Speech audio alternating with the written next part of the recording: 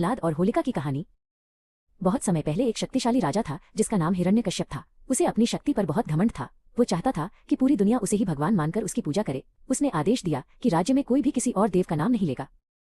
लेकिन राजा का अपना छोटा बेटा प्रहलाद ऐसा नहीं सोचता था। प्रहलाद भगवान विष्णु का बड़ा भक्त था। वह हमेशा शांत रहता और मन ही मन ओम नमो नारायणाय का जाप करता रहता था। उसे अपने पिता के क्रोध का कोई डर नहीं था।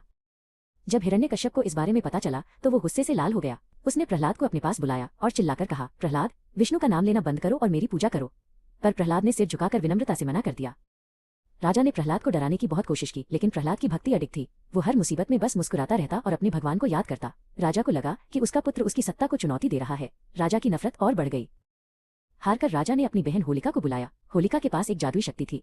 उसे वरदान मिला था कि आग उसे कभी जला नहीं सकती थी। उन दोनों ने मिलकर प्रहलाद को खत्म करने की एक भयानक योजना बनाई।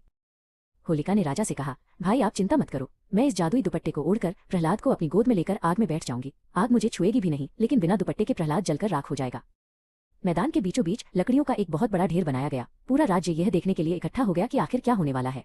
हिरण्यकश्यप ने सैनिकों को आग लगाने का आदेश दिया। वातावरण में भारी तनाव था।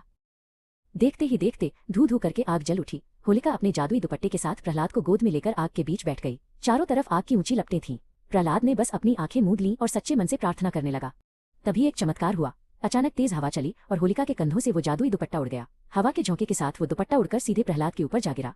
अब प्रहलाद उस सुरक्षा कवच के अंदर सुरक्षित था। जब आग शांत हुई तो सब हैरान रह गए। होलिका अपने घमंड और बुरे इरादों के कारण जलकर राख हो गई थी, लेकिन प्रहलाद मुस्कुराते हुए बाहर निकला। बुराई की हार हुई और सच्चाई की जीत। आज भी हम इसी खुशी में होलिका दहन मनाते हैं।